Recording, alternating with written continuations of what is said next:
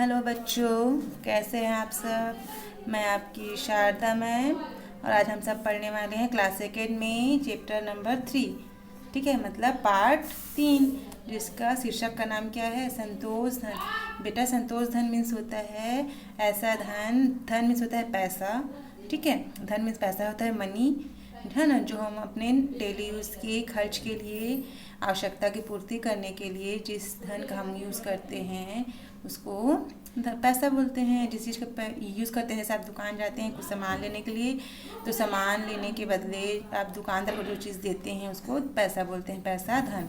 ठीक है, पैसा या धन बोलते हैं। तो बच्चों संतोष धन मीन्स होता है, संतोष मीन्स होता है मन की को अच्छा लगना, अच्छा फील होना, संतुष्ट होना, उसे बोलते हैं संतोष धन। ठीक है, देखिए क्या लिखा हुआ है। तो बच्चों आज हम लोग क्या करेंगे, आज हम लोग पाठ पढ़ेंगे। ठीक है, इसका पाठ आज हम लोग पढ़ेंगे। ठीक है बच्चों, चलिए पढ़ते हैं। तो बच्चों आप लोगों को क्या करना है, बुक में फिंगर रखना है, जैसे मैं पढ़ रही हूँ सेम आपको भी वैसे ही पढ़ना है। ठीक है, देखिए, किसी शहर में एक बहुत प्रसिद्ध और धनी सेठ रहता था। उसके पास सभी सुख साधन थे, लेकिन वह हर समय चिंता में डूबा रहता था। वह इतना धन कमाना चाहता था कि कई पीढ़ियों तक धन खत्म ना हो। ठीक है बच्चों, बच्चों एक मतलब किसी शहर में एक प्रसिद्ध मीन्स होता है फेमस, लोकप्रिय, जिसको सभी लोग जानते हैं। धनी सेठ मतलब बहुत अमीर आदमी रहता था। ठीक है, बहुत अमीर है ना।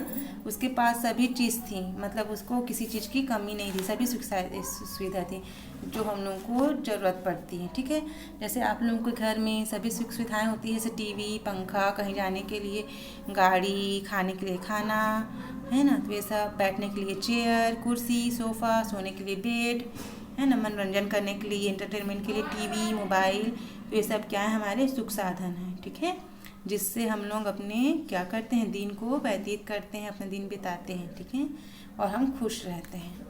लेकिन वो देखो, इतना सुख सुविधा होने के बावजूद वो हमेशा चिंता में रहता था, है ना।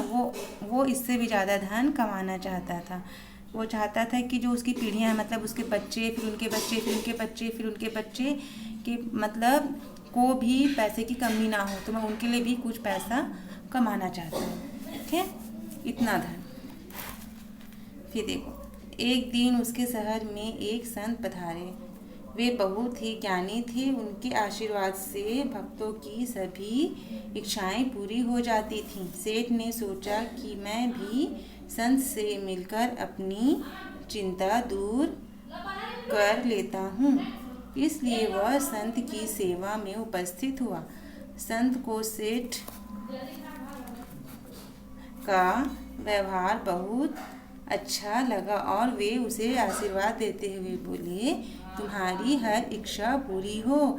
यह सुनकर सेठ को बहुत खुशी हुई। अब देखिए, उनके शहर में एक सेठ है ना, उनके शहर में एक दिन एक संत आए। ठीक है, वे बहुत ज्ञानी थे, मतलब बहुत विद्वान थे, बहुत होशियार थे, और उनके आशीर्वाद से ही सभी की मनोकामनाएं क्या होती थी, मतलब इच्छा विशेष पूरी हो जाती थी। ठीक है, तो सेठ ने सोचा कि मैं भी इनसे मिल लेता हूँ और अपनी चिंता दूर कर लेता हूँ, है ना। इसलिए वो क्या किए, संत से मिलकर उनकी सेवा की, और उनकी इस सेवा से, उनकी इस बिहेवियर से संत बहुत खुश हुए और उनको आशीर्वाद देते हुए बोले कि तुम्हारी हर इच्छा पूरी हो, है ना। अब देखिए, सेठ के बर्ताव से, व्यवहार से संत बहुत खुश हुए। तो साधु जी उनको आशीर्वाद दे दिए कि तुम्हारी हर इच्छा पूरी हो। अब सेठ खुश हो गए। ठीक है, अभी कुछ ही क्षण बीते थे कि संत बोले, पर सेठ तुम्हें अपनी इच्छा पूरी करने के लिए एक काम करना होगा। अब मतलब कुछ ही देर में बोलते हैं, संत बोल रहे हैं, क्षण में होता है कुछ समय, है ना। संत साधु बोल रहे हैं सेठ जी से कि सेठ तुम्हें अपनी इच्छा पूरी करने के लिए एक काम करना होगा। तो सेठ बोला, आज्ञा कीजिए महाराज, मुझे क्या करना है। ठीक है, सेठ बोल रहे हैं। अब संत ने सेठ से कहा, तुम्हारे पड़ोस में एक गरीब परिवार रहता है, पहले उस परिवार के लोगों को भोजन दे आओ, है ना। अब देखिए, आप पिक्चर में देखिए, ये संत है, ये सेठ है। तो संत सेठ को बोल रहे हैं कि तुम्हारे परिवार में, तुम्हारे गांव में एक गरीब परिवार है ना, पड़ोस में, उसको जाके खाना दे के आओ। अब सेठ तुरंत अपने गरीब पड़ोसी के पास गया। वहाँ उसने देखा कि एक महिला एक लड़की के साथ टोकरियाँ बना रही है। देखो यहाँ पे बना रही है, देखो है ना, यहाँ पे देखो एक महिला टोकरी बना रही है अपनी बेटी के साथ, है ना। ठीक है, तो देखिए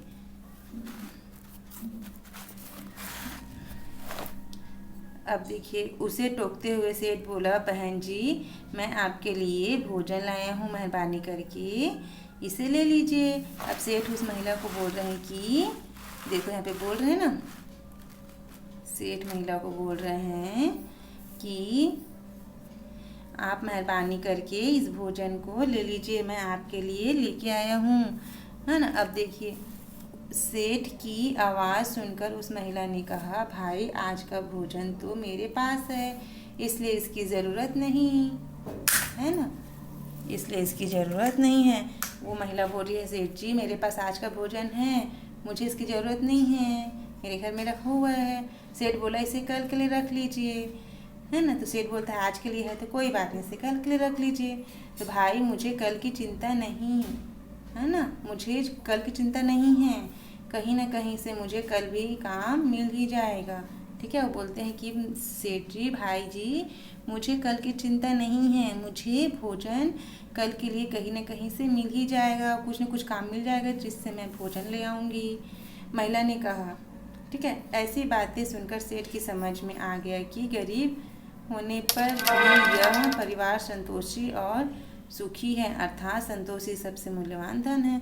अब देखिए अब सेठ को समझ में आ गया कि ये परिवार गरीब है फिर भी इनको कल की चिंता नहीं है, तो सबसे बड़ा धन क्या है, संतोष धन। मतलब ये संतुष्ट हैं अपने थोड़े से ही धन में, ये संतुष्ट हैं। ठीक है, तो सबसे मूल्यवान धन कौन सा है, संतोष धन। ठीक है बच्चों, आज हमने इस पाठ को कंप्लीट किया बच्चों। अब मैं जो इसका अभ्यास है आपको क्या करना है, शब्दार्थ को, देखिए शब्दार्थ में क्या है, प्रसिद्ध मीन्स होता है नामी, लोकप्रिय या फेमस। सुख साधन मतलब होता है सुख सुविधा देने वाली माध्यम, है ना। ठीक है, संत मीन्स होता है साधु। उपस्थित मतलब हाजिरी, प्रेजेंट होना।